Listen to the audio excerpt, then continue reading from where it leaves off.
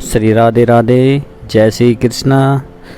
आज स्वागत है आपका हमारे व्लॉग लड्डू गोपाल राधे कृष्णा में। आज मैं आपको बताऊंगा कि भगवान श्री कृष्ण क्यों धारण करते हैं मोर मुकुट। मोर को पवित्र पक्षी माना जाता है, इसलिए भी इससे पंख को भगवान श्री कृष्ण अपने मस्तिष्क पर धारण करते हैं। पंडित जी कहते हैं कि श्री कृष्ण ने मोर पंख इसलिए भी धारण किया है क्योंकि उनकी कुंडली में काल सर्प दोष था। मोर पंख से वह दोष दूर हो जाता है, इसलिए कृष्ण जी सदैव अपने पास मोर पंख रखते हैं। क्योंकि मोर और सर्प एक दूसरे के दुश्मन होते हैं, इसलिए काल सर्प योग में मोर पंख का साथ रखना चाहिए। श्री कृष्ण पर काल सर्प योग था, इसलिए वह मोर पंख को सदा साथ रखते थे। इसलिए जिस जातक को ऐसा योग हो उसे मोर पंख का साथ जरूर रखना चाहिए। मोर पंख के जरिए कान्हा ने कई संदेश दिए हैं। आइए इन संदेश को आपके जीवन में कैसे बनाया जा सकता है आपको समझाते हैं। शत्रु को भी दिया विशेष ध्यान। कान्हा जी ने शत्रु को भी विशेष ध्यान दिया है।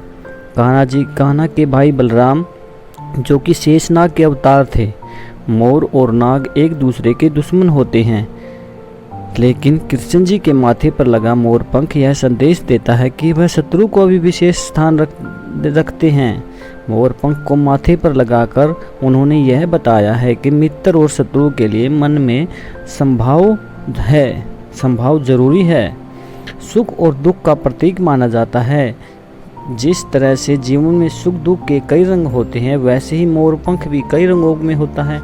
ये मोर पंख बताता है कि जीवन के रंग को जैसा हम देखते हैं वैसा ही दिखता है। यानी दुखी मन से देखेंगे तो बेरंग दिखेगा, और खुश मन से देखेंगे तो रंग चटक के नजर आता है। और राधा से प्रेम का प्रतीक भी है मोर पंख। मोर पंख कान्हा के साथ रहने की एक बड़ी वजह उनका राधा से अटूट प्रेम है। राधा के महल में ढेर सारे मोर पंख थे, और जब एक बार कृष्ण की बांसुरी पर राधा नाचने लगी तो मोर भी मदमस्त होकर नाचने लगे, और एक मोर पंख को नाचते हुए नीचे गिर गया मोर पंख। तब भी कृष्ण भगवान ने इस पंख को उठाकर अपने माथे पर सजा लिया। मोर पंख को उन्होंने राधा के प्रेम के प्रतीक के रूप में माना। बांसुरी और मोर पंख के बिना कान्हा का स्वरूप अधूरा है। इसके बिना कारण यह भी है कि उनके स्वरूप को पूरा करने में बांसुरी और मोर पंख का बहुत बड़ा योगदान है। बांसुरी उनके प्रेम का प्रतीक है और मोर पंख उन्हें संदेश का प्रचारक है। इन दोनों के बिना कृष्ण